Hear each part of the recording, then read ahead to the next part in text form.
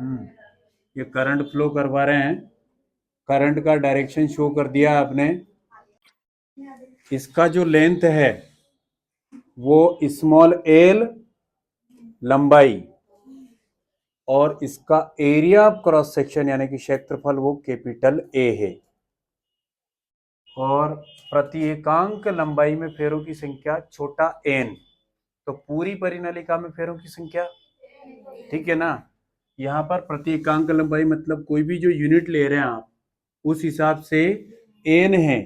यानी कि मैं ये कहूं कि ये जो परिनालिका है, इस परिनालिका की लंबाई है 10 सेंटीमीटर और 1 सेंटीमीटर में फेरों की संख्या है 50, तो पूरी परिनालिका में फेरों की संख्या 500 हो जाएगी ना।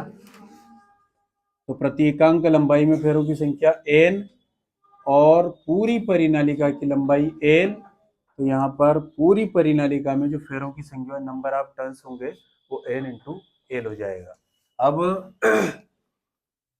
यहाँ पर क्या करोगे आप, प्रोसेस फिर से देखो आप, ये वाली चीज अपने को ध्यान होना चाहिए।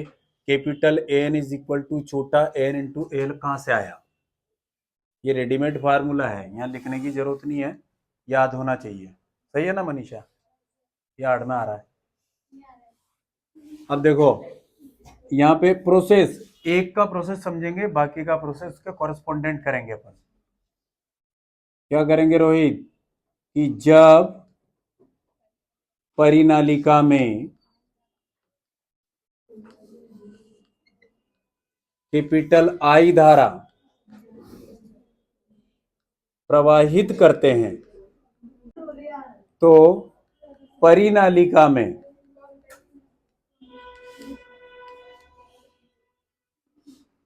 जो चुंबकीय क्षेत्र उत्पन्न होगा यानी कि निम्न चुंबकीय क्षेत्र उत्पन्न हो जाएगा। कौन सा, आपके पास B is equal to mu naught N I, यानी कि ये जो चुंबकीय क्षेत्र उत्पन्न हो रहा है ना, ये चुंबकीय क्षेत्र कौन सा है, परिनालिका में उत्पन्न चुंबकीय क्षेत्र। सही है।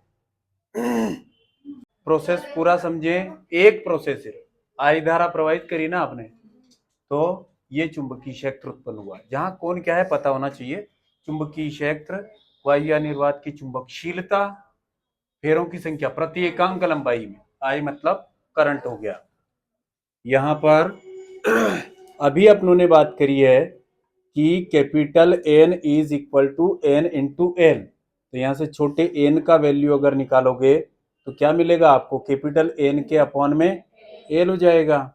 ये वैल्यू ऊपर अप्लाई करो तो समीकरण नंबर 1 मिल जाएगी अपने को।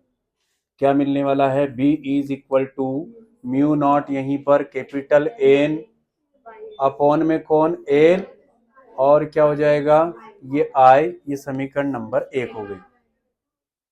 एक प्रोसेस आई करंट फ्लो करवाया तो ये मैग्नेटिक फील्ड जनरेट हुआ उसके अंदर।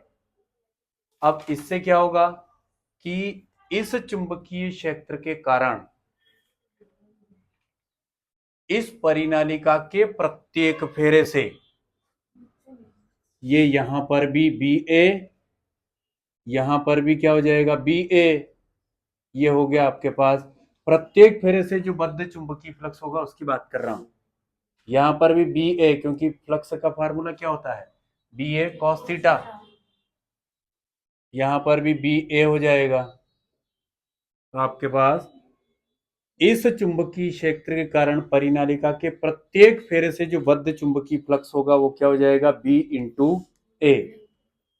अब ये प्रत्येक फेरे से बद्ध चुंबकीय फ्लक्स है, तो आपके पास पूरी परिनालिका में फेरों की संख्या कैपिटल एन है, तो संपूर्ण परिनालिका से बद्ध चुंबकीय फ्लक्स जो होगा वो फाई इज इक्वल टू क्या हो जाएगा, ये है आपके पास एक फेरे से बद्ध चुंबकीय फ्लक्स यानी कि ये वाला, तो बस फेरों की संख्या का गुणा कर रहे हैं आप। यहां पर आपके पास इक्वेशन नंबर 2 हो गई है। कुछ भी मत कीजिए, बी का वैल्यू यहां पर रख दीजिए, समीकरण 1 का जो वैल्यू है वो दूसरे में क्या लिखने वाले हो, समीकरण 1 का मान काय में 2 में रखोगे, तो phi is equal to N यहीं पर इनटू में बी का वैल्यू पुटअप कर रहे हो, mu naught N by L, और ये क्या हो गया आपके पास आई, यानी कि ये क्या मिलने वाला अपने को ए।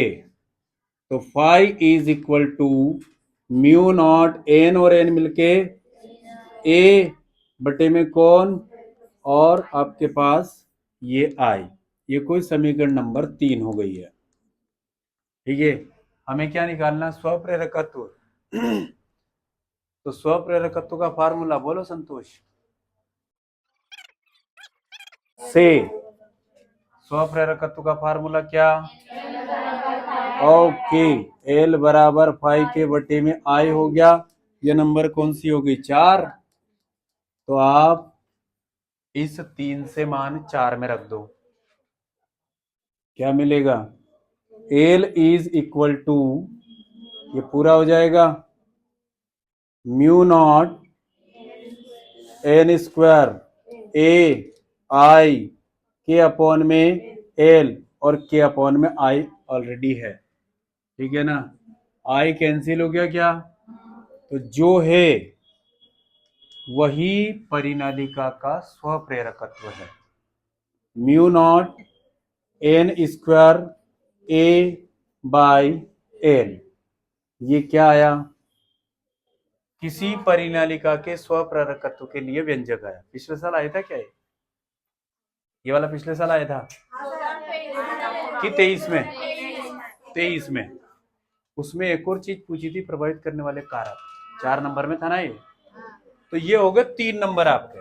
अगर कारक पूछा है ना उसमें, फैक्टर, उसके फैक्टर अफेक्टिंग करने वाला फैक्टर पूछे हैं, तो क्या हो जाएगा, ये 3 नंबर और इसके बाद 4। तो कौन कौन से कारक प्रभावित कर रहे हैं वो अपन देख लेते हैं यहाँ पर। तो म्यू नॉट जो है, म्यू नॉट यानी कि चुंबकशीलता है ये। तो म्यू नॉट मतलब क्या, कैसे बढ़ाएंगे, ये अनुत्क्रमानुपाती है। तो नर्म लोहे का क्रोड उपयोग करेंगे तो प्रेरकत्व का मान बढ़ेगा। दूसरा, फेरों की संख्या, नंबर ऑफ टर्न्स अगर बढ़ाओगे तो सेल्फ कंडक्टेंस बढ़ेगा।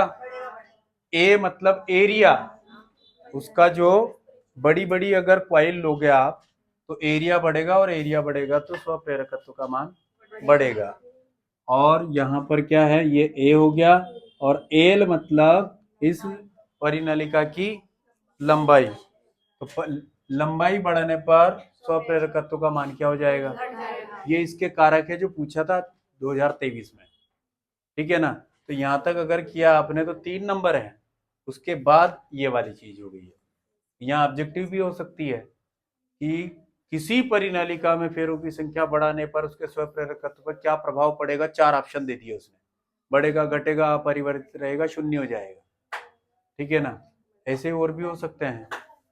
ये कौन से क्वेश्चन की बात करी अपनों ने, लंबी परिनालिका के स्वप्रेरकत्व की। परिनालिका का क्या परिभाषा है, परिनालिका होती क्या है, हाँ। अब यहाँ एक क्वेश्चन ये होता है कि परिनालिका में नर्म लोहे का ही उपयोग क्यों किया जाता है।